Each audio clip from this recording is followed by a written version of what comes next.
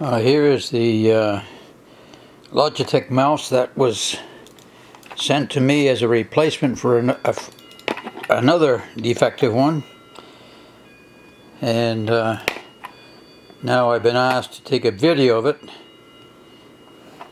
showing the serial number. I've already told you folks the serial number, and looking at the video, it's impossible to take a video of it and show the serial number. It's so tiny. But you have it. I've sent it to you before, and as I said, it's very sporadic when it comes to working. It works fine, and then without warning it doesn't work, and it takes forever using the ball to move the